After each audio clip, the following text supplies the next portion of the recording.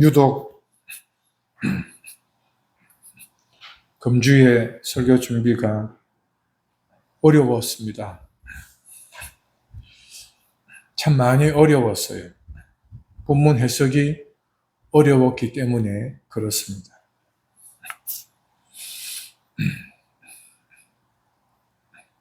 어려워서 포기도 할 뻔했습니다. 건너뛰고 싶었더랬습니다.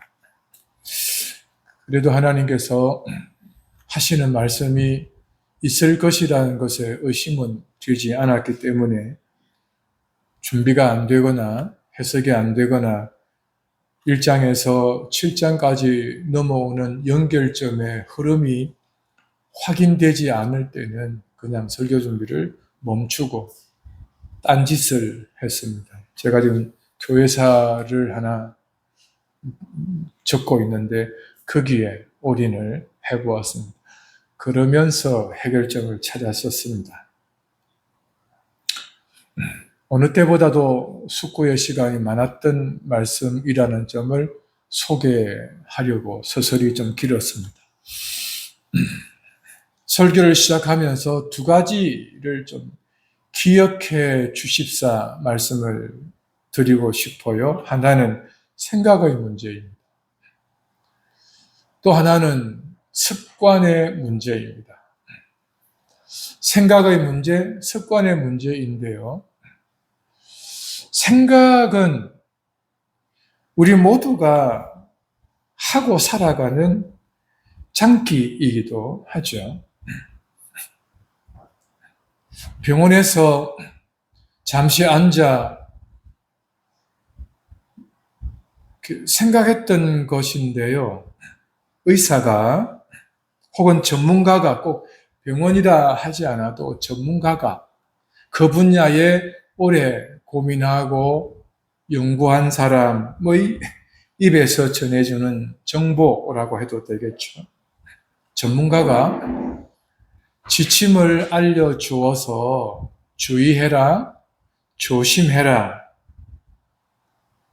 이렇게 자세히 알려줘서 주의해야 하는 것을 당사자나 당사자와 함께한 사람이 알고 있는데 왜 사람들은 주의함이 안 될까?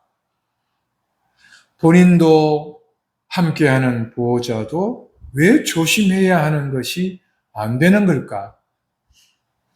조심해야 한다는 것을 몰라서 안 되는 게 아니라 아는데도 안 된다 합니다. 노력을 안 한 것도 아닌데 안 된다고, 안 됐다고 합니다. 왜 그럴까? 여러분들은 왜 그렇다고 생각하십니까? 혹시 그런 경험이 있으신가요? 그래서 스스로의 답을 찾아본 적이 있으십니까? 저는 제게서 그리고 많은 사례들을 알고 듣고 상담하고 가르치며 있는 정보를 총동원해서 왜 안 될까? 그래서 결론을 가진 것이 있는데요. 그것은 생각은 있는데 마음에 없어서 그렇습니다. 생각과 마음이 같이 있는 사람들은 하다가도 안 되면 또 하려고 해요. 스스로. 근데 생각만 있고 마음이 없는 사람들은 시작은 잘 하는데 오래 못 갑니다. 그리고 오래 못 가서 안 되는 것은 나는 안 돼. 그러고는 아예 그 일을 하지 않게 됩니다.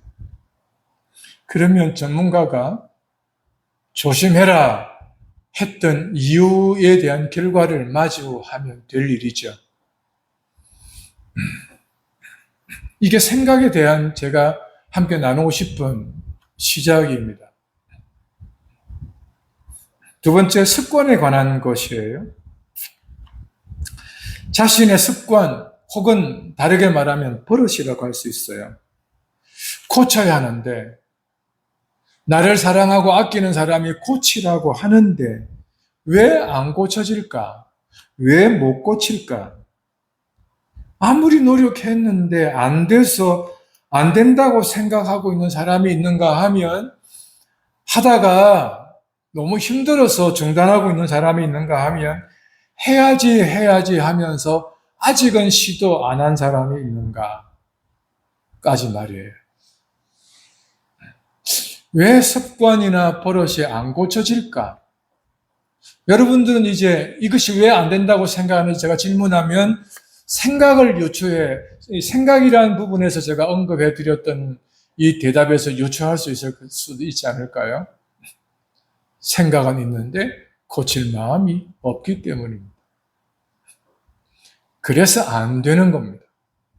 안 되는 게 아니라 안 하는 겁니다. 이 생각과 습관을 가지고 살아가는 우리네 일상에서 어느 날 난데없는 소식이 하나 전해져서 그 소식을 듣고는 이 소식을 내가 가질 것인지 말 것인지 고민하고 있는 즈음에 마음에 끌림이 되어서 내가 결정도 하기 전에 결정해야만 되는 일이 벌어졌고, 그래서 지금까지 있는데 그것이 뭔가? 교회라는 것입니다. 교회의 출발은 나에게서 있는 것처럼 보여도 교회의 출발은 사람에게 있지 않습니다. 절대. 만약에 사람에게 있었다면 오늘 본문에서 읽어 확인하셨죠? 나쁜 나무에게서 좋은 열매 못 거둬요. 그 말은 사람에게서 출발한 교회의 출석은 거룩한 열매를 못 맺는다고요. 좋은 사람이라고 하는 좋은 열매, 즉 교회나 교회 바깥의 사람들이 너 교회 다니면서 사람 됐네, 이 말까지는 들을 수 있어요. 그러나 예수님의 제자네, 이 말은 못 들어요. 하나님의 자녀네 라고 하는, 하나님께서 의롭다, 그래서 의로웠게 되어진 사람, 이런 말은 듣지를 못해요. 교회의 출발은 사람에게 있는 게 아니라 하나님의 택하심에 써 있어요. 하나님이 택하시고, 그 다음 하나님이 하신 일이 뭐예요? 부르신 그들을 하나님이 뭐라고 하셨는지 아시죠? 의롭다 해주셨잖아요. 교회 출발은 사람에게 있지 않아요. 절대로 하나님에게 써 있습니다. 하나님의 택하심. 근데 왜 교회는 이 생각의 변화가 없고 습관, 행위, 버릇의 변화가 없을까? 그 이유는 분명해요. 마음이 없기 때문에 그래요. 왜 마음이 없을까? 여기서부터 설교의 시작점이 됩니다. 본문의 내용의 시작점이 됩니다. 왜 마음이 없을까? 둘 중에 하나예요.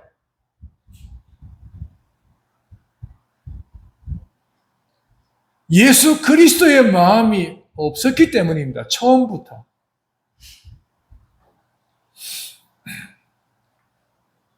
신자, 그러니까 신앙을 가지려고 하는 신자, 기독교인 신자, 이런 개념이 아니에요. 제가 지금 이야기하려고 있는 이것은 성령께서 허락한, 하나님이 선물로 준 특별하고 기적 같은 기적의 사건이 일어난 예수 그리스도의 마음이 있는 사람으로서 예수의 마음이 없기 때문에 그래요.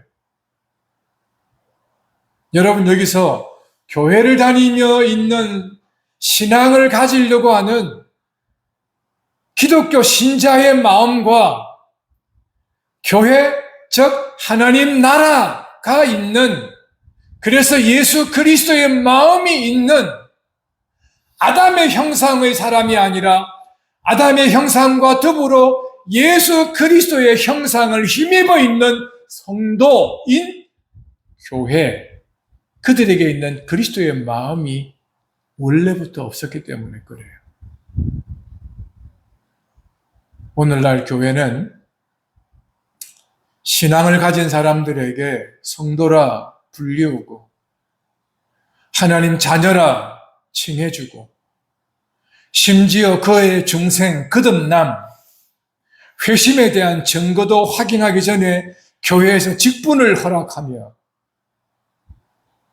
집사라, 장로라, 권사라 불려지는 이 현실 앞에 자신이 하나님 나라의 백성이 된 것처럼 그리스도의 마음을 가진 사람처럼 살아가는 우리 시대.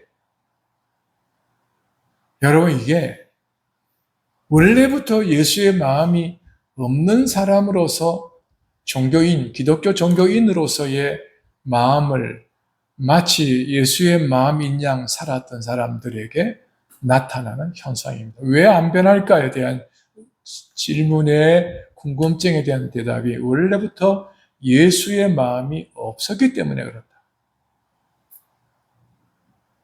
그러면 남은 게 하나가 뭘까? 예수의 마음이 있음에도 불구하고 세상의 영혼을 팔아서 세상과 결탁해서 자기 자신이 신앙인의 그리스도인으로서의 호흡을 겨우 하고 살기 때문에 그래요.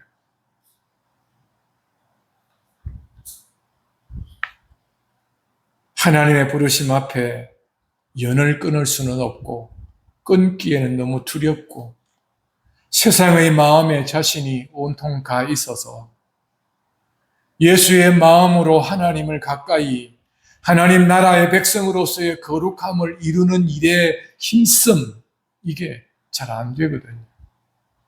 예배당에 와서는 다짐을 1000번 만번 하는데 이 예배당을 떠나면서부터 그 일들이 세상에 내가 마음을 두고 있는 그 일들이 내 마음을 장악해서 그리스도의 마음은 온데간데 없이 그냥 그 일에 매여 살아가게 되거든요. 그래서 없는 것처럼 사는 사람이에요.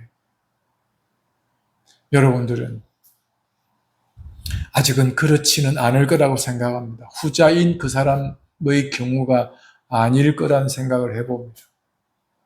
근데 우리가 우리의 영혼을 방치하면, 우리가 우리의 영혼을 사랑하지 않으면 부지부식간에 내가 그 사람의 한 사람이 된다는 사실을 두렵게 기억해 주시길 부탁합니다.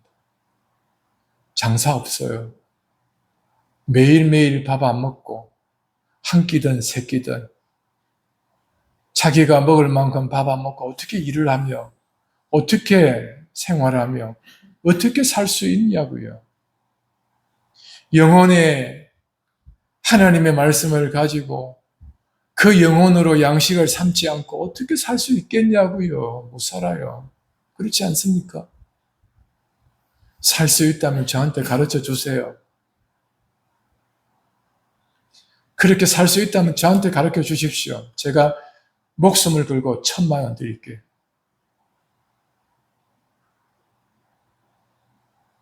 그렇게 해서 살 수 있는 길이 있다면 가르쳐 주십시오. 상금으로 1000만 원 드릴게요. 진짜.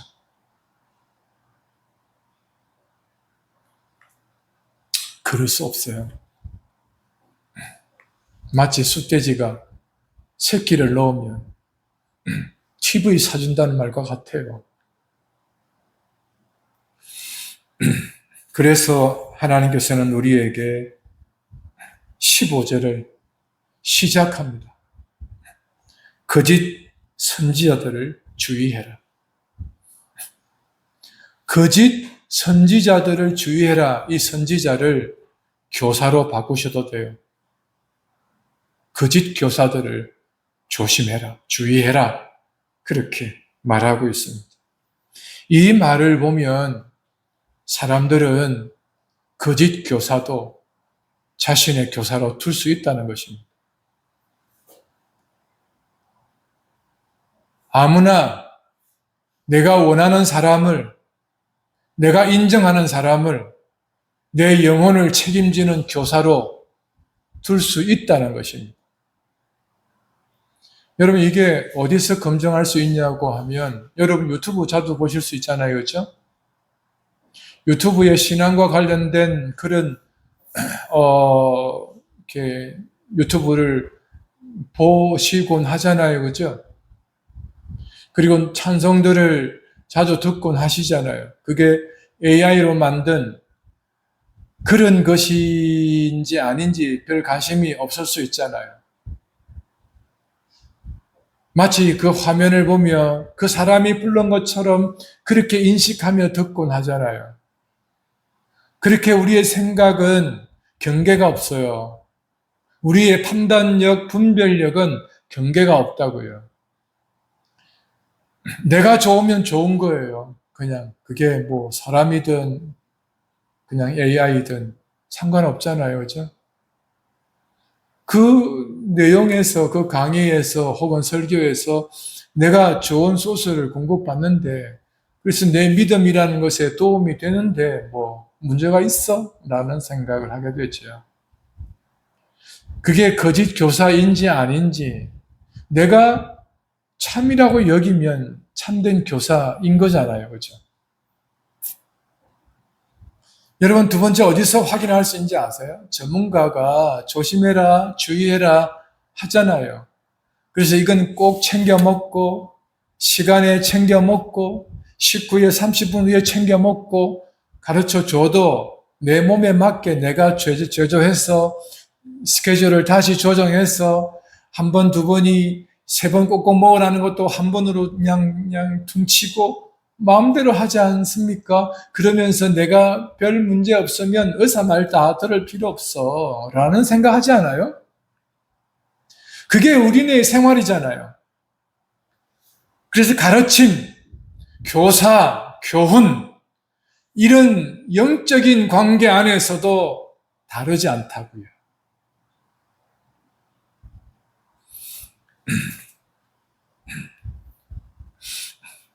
이거를 다른 측면에서 60년대, 70년대, 80년대 초반까지만 하더라도 제 기억에 제가 다녔던 교회 어른들은 이런 생각이었어요.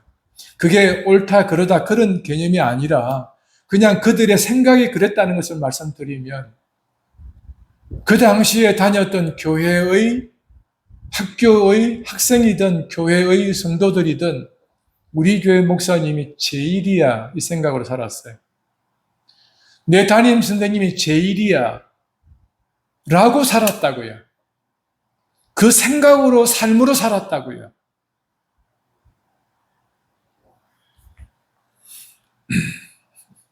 마음에 안 들어도 때로는 속상하는 일이 있어도 그 제일이라는 것은 변하지 않았어요. 그렇게 살아간 삶의 정서가 있는 시대였다고요.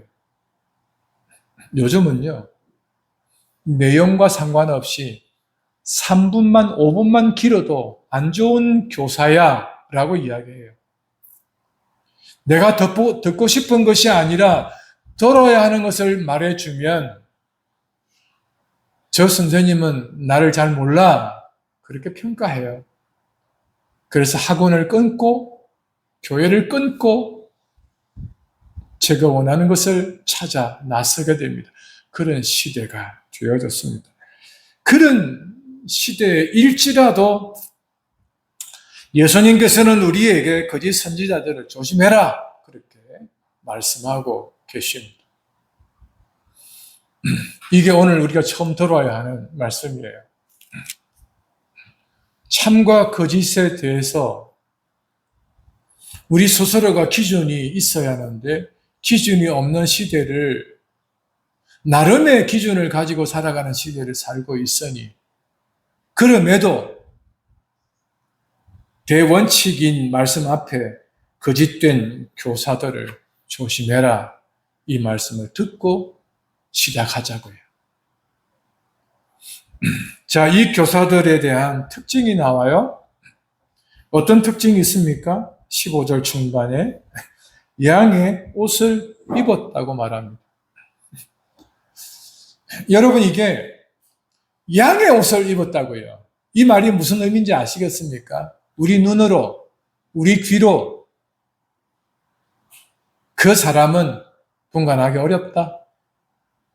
두 번째, 그 사람은, 그 거짓 교사는 자기 정체성을 안 밝힌다. 밝히더라도 어떤 사람으로 밝힌다고요? 너와 같은 사람이다. 참 교사다. 라는 사실을 밝힌다고요. 내 생각에 옳고 그름의 기준이 얕거나 혹은 낮거나 아니면 그 엄격한 기준이 없거나 하는 상태에서 양의 옷을 입고 내 앞에 등장해서 그리고 양의 양식이라는 것을 내 앞에 던져놓는데 어떻게 거기에 삼가하라는 말씀이 적용이 되겠냐고요. 안 되지요. 여러분, 우리가 살아가는 우리 시대에 무슨 말과 같은지 아세요? 다 제 말이 옳다는 거예요. 다 제 생각이 옳다는 거예요. 상대의 다른 생각이 잘못됐다고 평가하는 시대라고요. 내 말 좀 들으라는 거예요. 속 터진다고 자신을 막 이게 심장을 쳐가면서 답답하다고 막 그러면서 어떨 때는 막 눈물을 흘려가면서 그냥 극한 톤을 내가면서 내 말 좀 들어보라고 이야기합니다. 그러면서 왜 내 말을 안 듣냐는 거예요. 다른 사람들의 말을 들으면서 왜 내 말을 안 믿냐는 거예요. 심지어 혀를 깨물고 죽어야 믿겠냐, 이렇게. 이 정도 나오면 어떻게 안 믿을 도리가 있나요? 그죠? 다른 측면에서는 내가 너 사랑하는 건 너 모르니? 조선 천지를 다녀봐. 나보다 당신 사랑하는 사람 있어? 라는 말에는 뭐 기겁할 수 있지 않습니까? 그 말에 어떻게 안 믿을 수 있겠어요? 근데 중요한 것은 양의 옷을 입었다는 사실입니다. 여러분, 양의 옷을 입었다는 사실 앞에서 우리가 분별할 수 있는 일이 뭡니까? 이 사람은 양의 옷을 입었지만, 양의 가죽을 덮었었지만, 무엇은 아니다? 양은 아니다는 거예요. 여러분, 그 말 하시잖아요. 여성스럽다는 말은 무슨 뜻입니까? 여성이 아닐 가능성이 크다. 특별히 한 대상을 두고 저보고 여성스럽네? 여성성에 대한 호르몬이 많이 나오더니 점점 여성화가 되어가네? 이 말은 제가 무엇이 아니란 사실을 입증하는 겁니까? 그 표현 앞에. 여자가 아니다는, 여성이 아니라는 거잖아요. 이 사람이 그런 사람이라고요. 양의 가죽을 덮어 썼지만 양은 아니다. 양이 먹어야 하는 양식이라고 내놔도 먹어서는 안 되는 양식이다. 그 정도는 이게 본문에서 보면 그러면서 알 수 있지 않겠습니까? 이 정도면 뭐 크게 접근하는 데는 어려움이 없을 듯해요. 그런데 또 문제가 드러납니다. 15장 중반절 이후에 뭐랍니까? 너희에게 나온 대상이 분명합니다. 양의 옷을 입고 어디로 누구에게로 온다는 겁니까? 양들에게로 온다는 것입니다. 양의 옷을 입은 목적이 무엇에 있습니까? 양에게 있다는 것입니다. 그리고요, 뭐라고 말합니까? 속에는 노략질하는 일이다. 이 말씀을 보면서 내게 있는 것을 빼앗으려고 하는 목적을 가지고 다가오는 사람, 내게 있는 이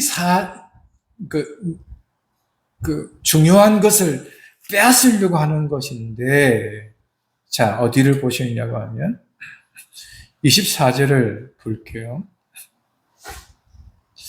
여기서 빼앗으려고 하는 게 뭔지를 한번 찾아볼 수 있겠죠. 24절을 같이 보겠습니다.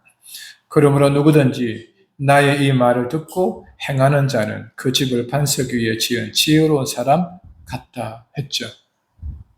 그럼 이 사람들에게 있는 것을 빼앗으려고 한다면 무엇을 빼앗으려고 할까요?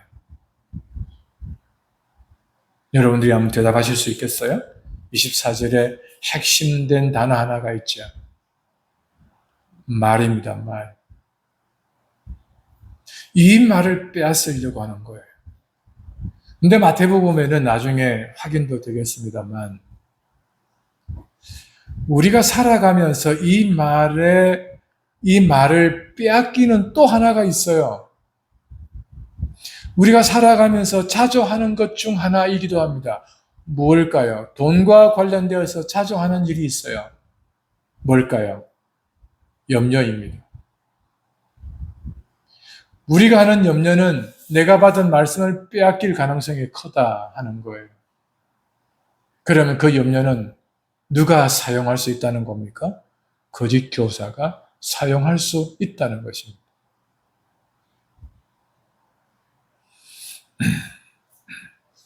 여러분, 이 거짓 교사는 아담 안에 있는 본래 자기 자신일 수도 있습니다.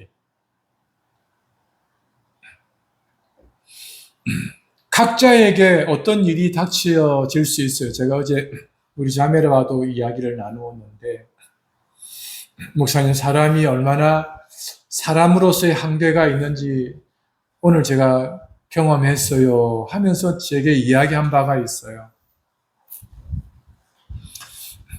선한 의도로 무언가를 했는데 막상 일이 일어나다 보니까 하나님이 원망이 되더라 하는 거예요. 하나님이 원망이 되더라는 거예요. 여러분, 지나치면요, 그것이 지나치면 하나님은 사람이 아니잖아요. 그렇죠? 그 원망이 지나치면 지나쳐서, 그러니까 단계를 지나치면 어디까지 가는지 아세요? 목사입니다. 목사에게 도달하게 됩니다. 그냥 싫어요. 그냥 싫어지게 됩니다. 여러분들이 언제 이것을 경험할 수 있냐고 하면요, 생활하면서, 신앙생활을 하면서, 교회를 다니면서 목사가 싫어지기 시작할 때, 목사가 하는 것이 다 마음에 안 들 때가 올 때가 있어요. 에이, 저건 너무한데? 조금만 생각하면 너무한 것이 아닐 수 있는데, 그냥 받아들이기 싫은 거예요. 저러면 안 되지 하는 생각이 들어서 시간이 지나서, 아, 그럴 수 있지 하고 지나간 상태라면, 그 간격이 멀지 않아요. 그 생각이 허용되기 시작하면서부터 또 다른 상황이 생기면 저러면 안 되지 이런 생각이 들기 시작합니다. 그럴 때 자기에게 일어나는 일이 자기들 안에서 일어난 일들에 불과한데 하나님이 원망이 되어지기 시작하면 그 지점은 누가 오는지 아세요? 목사가 옵니다. 그게 인간의 삶의 행위예요. 버릇과 같이. 본성적인 반응이에요. 탓을 하게 되죠. 사람은 탓을 하지 않으면 살기가 어려워요. 근데 이게 우리 삶이라는 것이 이 15절을 자세히 뜯어보면 교회를 향하여 경계를 하고 있는데, 교회가 하나님의 말씀, 그리스도의 말씀을 오늘날의 설교자를 통해서 설교자의 입이 그리스도의 입이 되고 하나님의 입이 되어 사용되는데, 그래서 그 입을 통하여 전해주는 말씀으로 내가 잘하고 있는데 15절에 해당될 수 있다고. 양의 옷을 입고 등장해서 노략질하는 사람들의 말에 마음을 빼앗길 수 있다고요.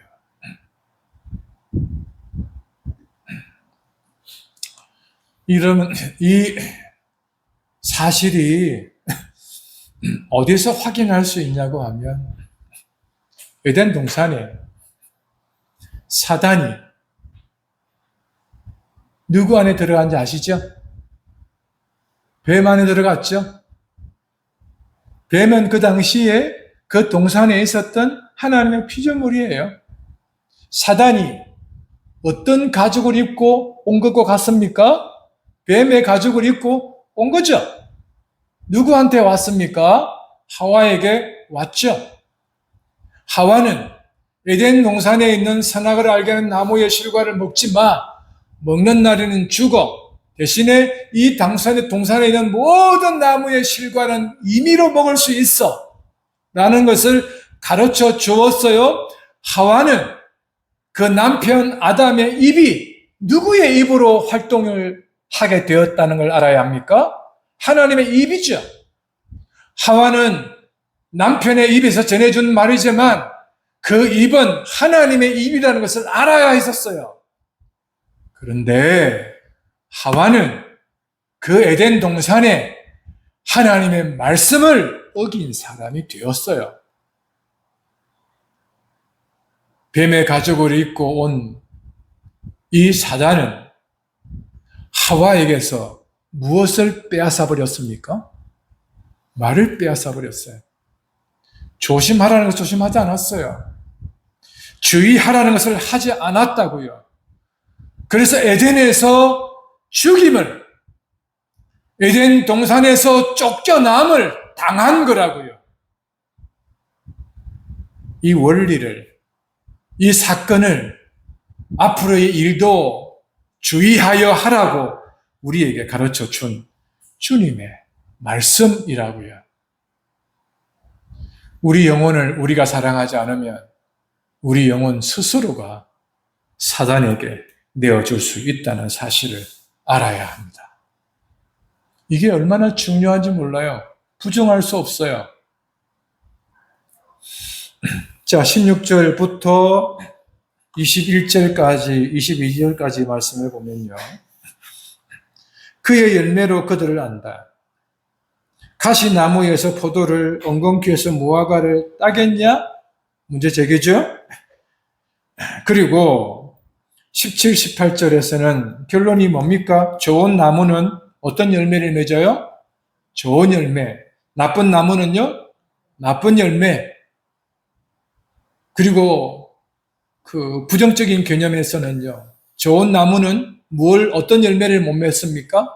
나쁜 열매를 못 맺죠. 나쁜 열매는요, 좋은 열매를 못 맺어요.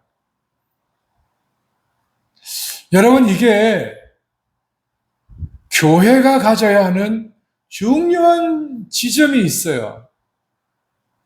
우리가 아담 안에 머물면 좋은 열매를 못 거둬요. 아담의 그 인간의 본성을 따라 살면요, 좋은 열매를 못 거둔다고요.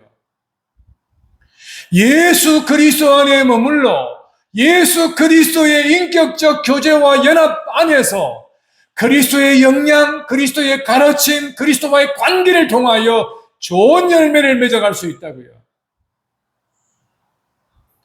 여러분, 이게 우리에게 주어진 아주 운명과 같아요. 그래서 그리스도의 마음을 소유한 사람은 나쁜 열매를 맺을 수 없다는 사실에 대해서 우리 신앙 고백을 하셔야 돼요. 참 이게 복잡한 설명이 필요한데요. 찾지는 않겠습니다만 요한서 1서의 1장, 2장, 3장 안에서 보더라도 교회 성도들에게 뭐라고 그랬냐고 하면 예수 그리스도 안에 있는 사람은 무엇이 없다, 이런 게 단정적인 그 사실을 밝혀주셔요. 여러분, 그게 뭔지 아시겠죠? 유추해보면 아실 수 있어요. 예수 그리스도 안에 있는 자는 무엇이 없을까요? 죄가 없어요. 이게 가당키나 합니까?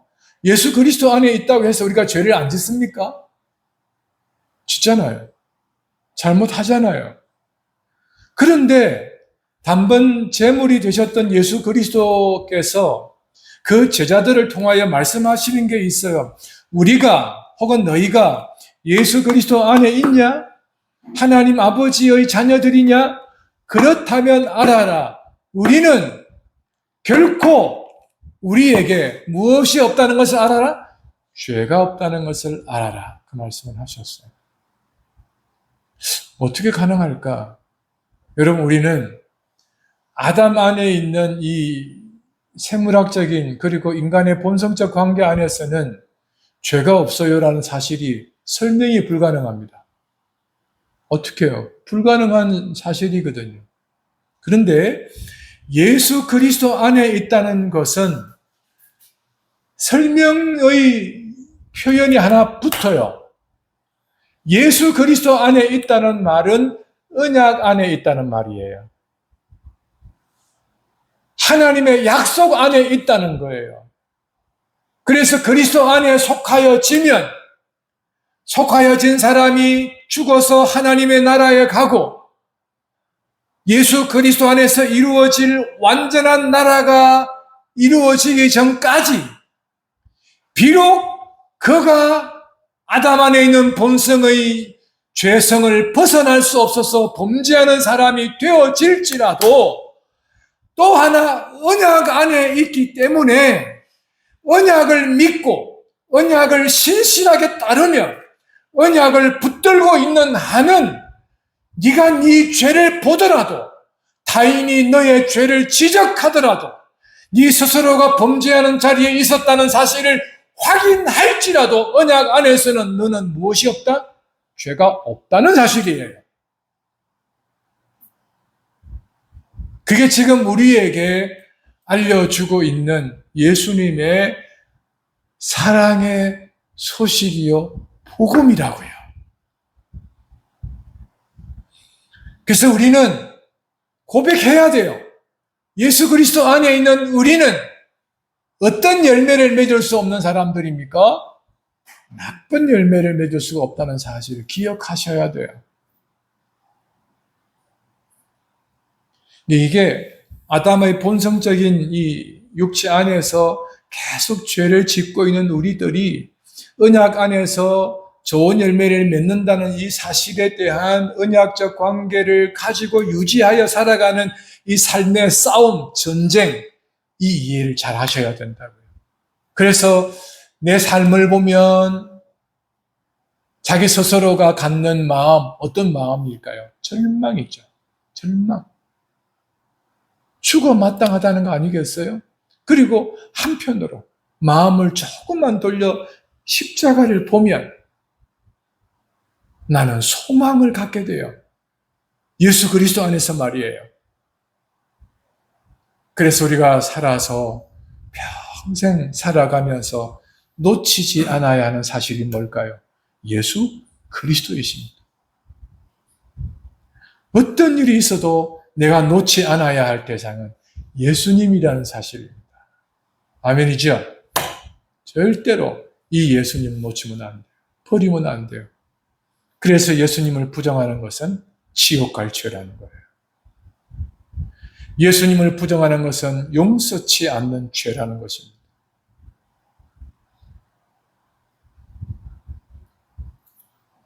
이런 부분에 있어서 열매를 분명하게 이야기하고 있습니다.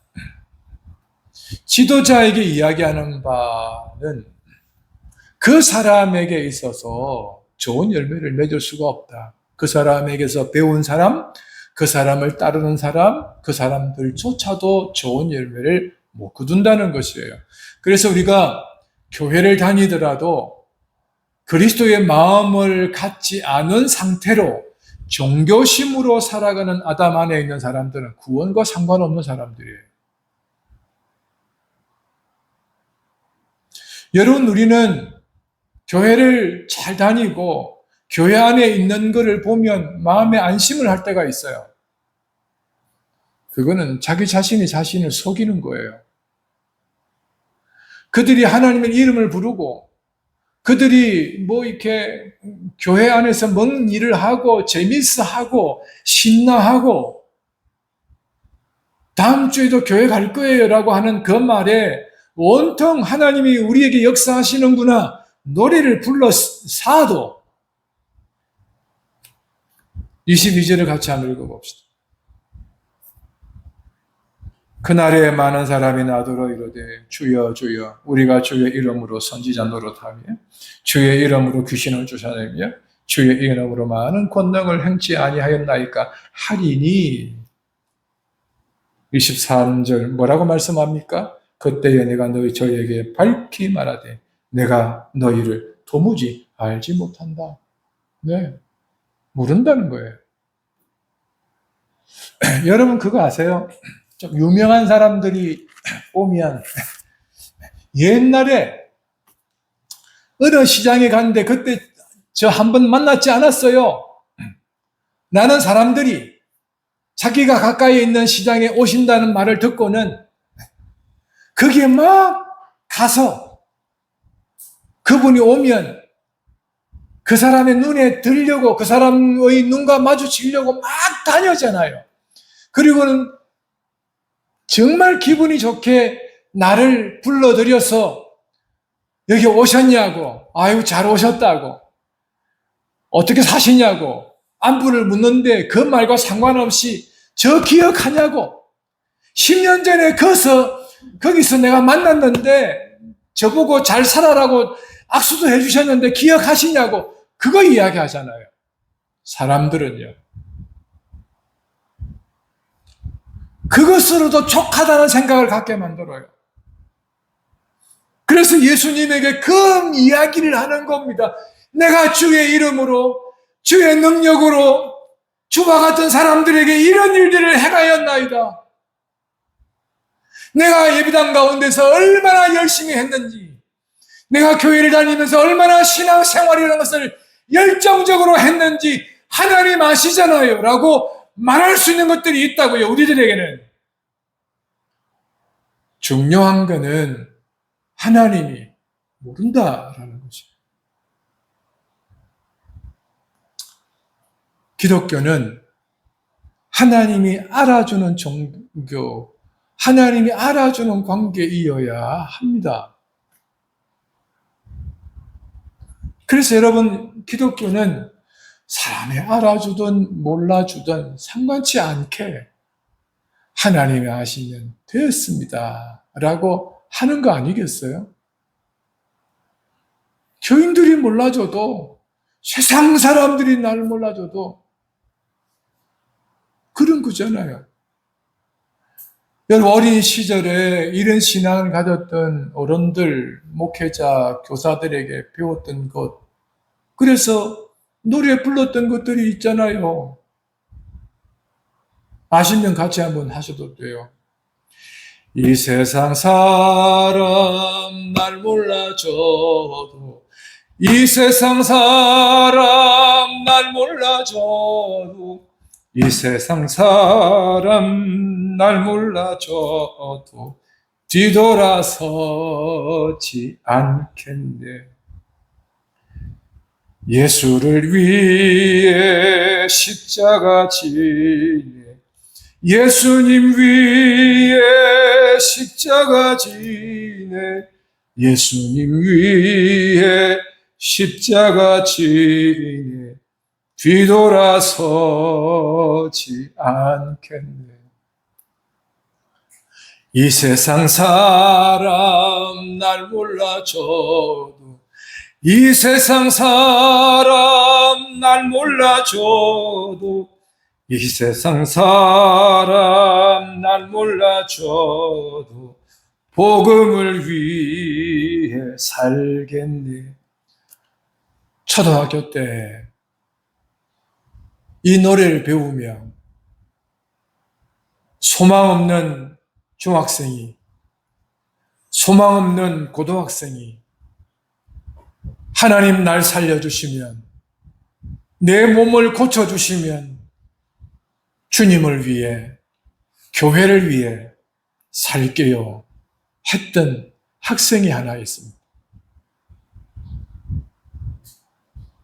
그 학생이 하나님의 은혜를 입어 고침을 입고 목사가 되어 60주를 넘기며 여러분과 함께 살아가고 있습니다.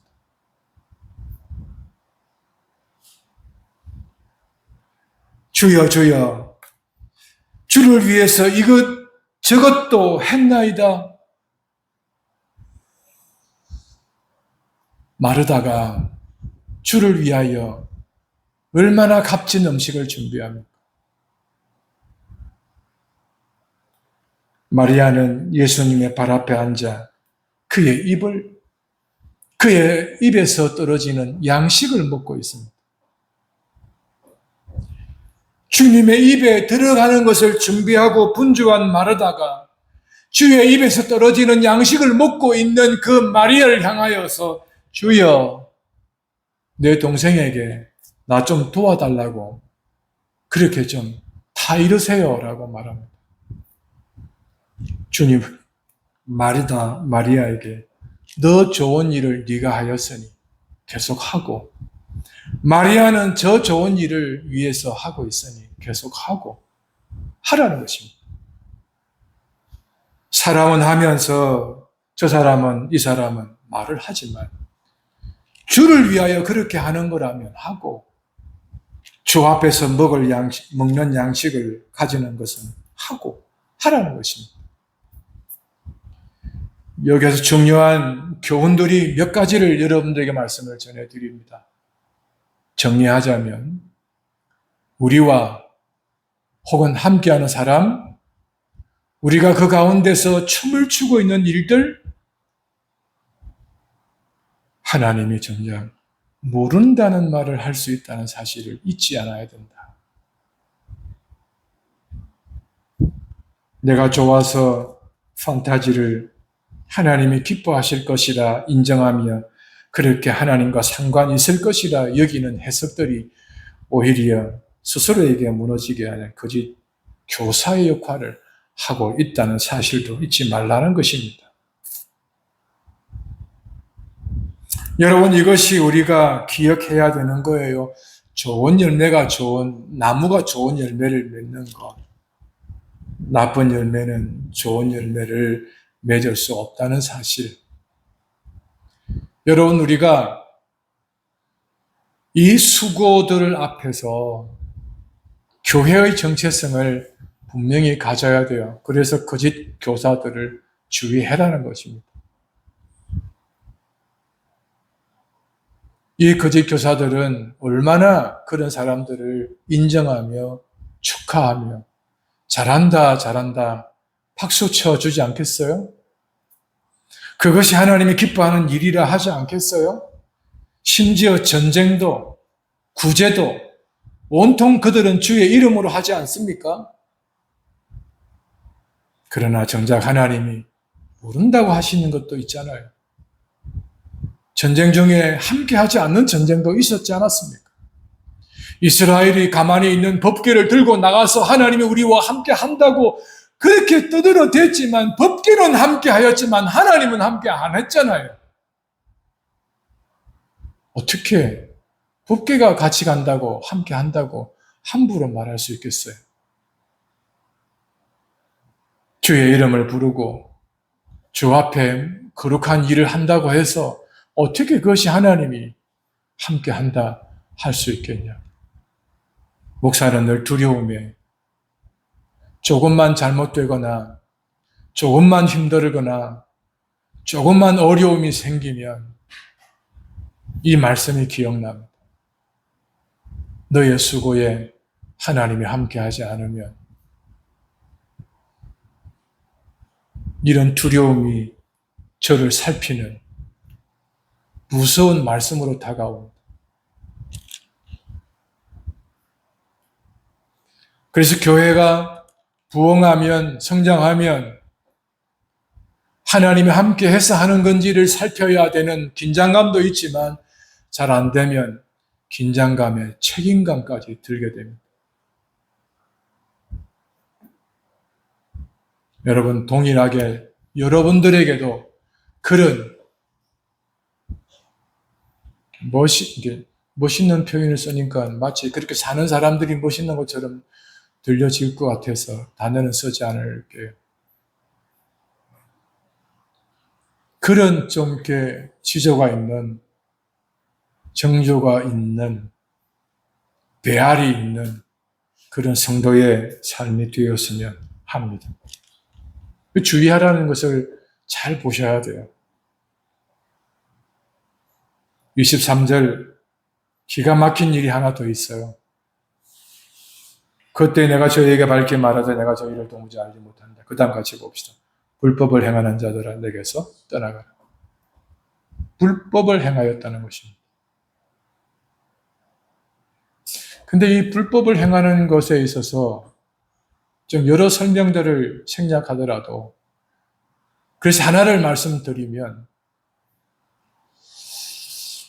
21절을 같이 읽어보겠습니다. 지금 불법이란 말을 설명드리기 위해서 읽는 21절입니다. 같이 봅시다. 나더러 주여 주여 하는 자마다 천국에 다 들어갈 것이 아니요 다만 하늘에 계신 내 아버지의 뜻대로 행하는 자라야 들어가리라.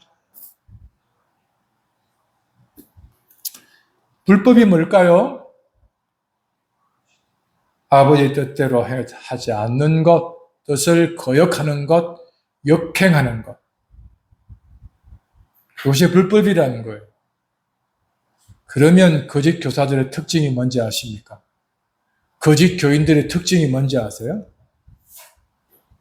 주의 이름으로 세움을 입은 자, 주의 말씀을 전하고 있는 자, 그래서 하나님의 뜻이 무엇인지를 말하고 있는 자를 그 말을 듣지 않고 따르지 않는 것입니다. 그게 불법이라는 것을 말하고 있어요.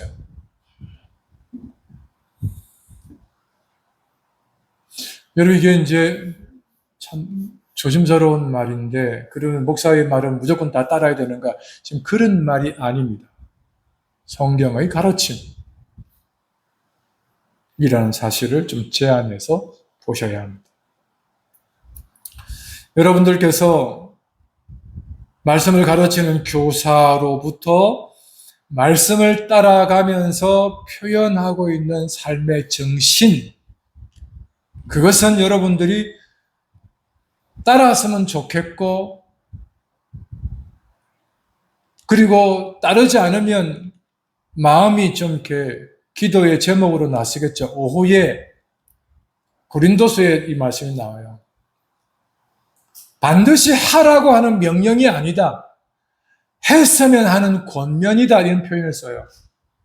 그래서 말씀을 가지고 이렇게 살아야 된다라고 하는 지침은 여러분들에게 권면에 해당됩니다. 그런데 그렇게 살아야 한다는 이유가 이 말씀의 가르침이다라는 대원칙은 따라야 합니다. 들어야 합니다. 그 이야기입니다.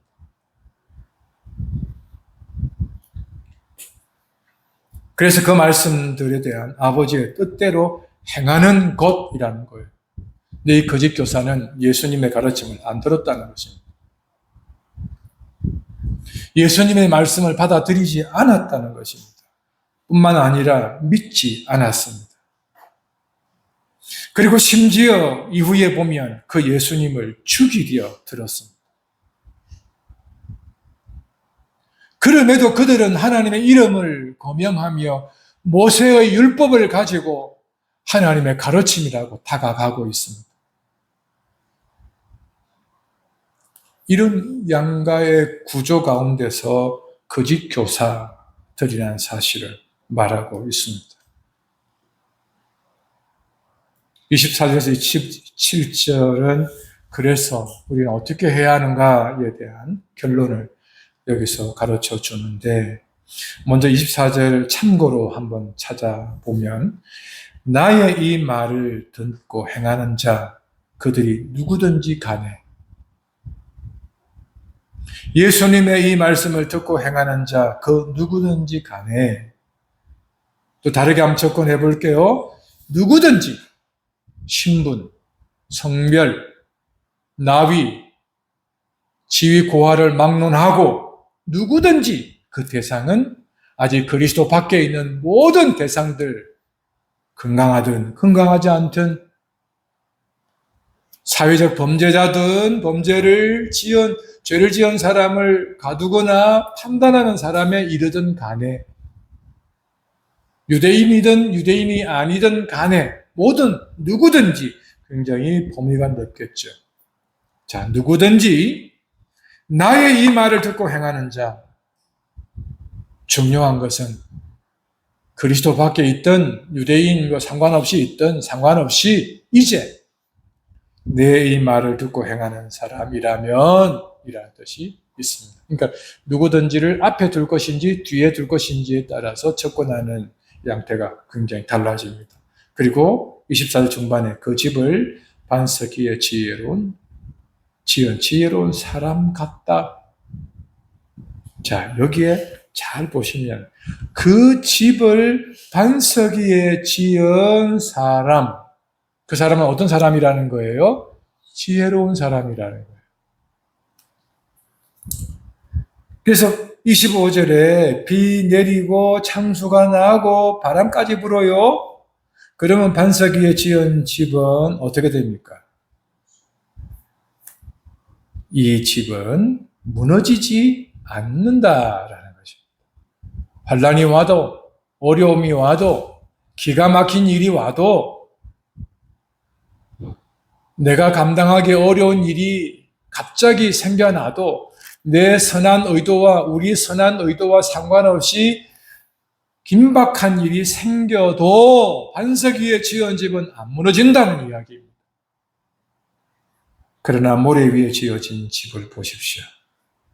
26절에 나의 이 말을 듣고 행치 아니하는 자는 그 집을 모래 위에 지은 어리석은 사람 같다.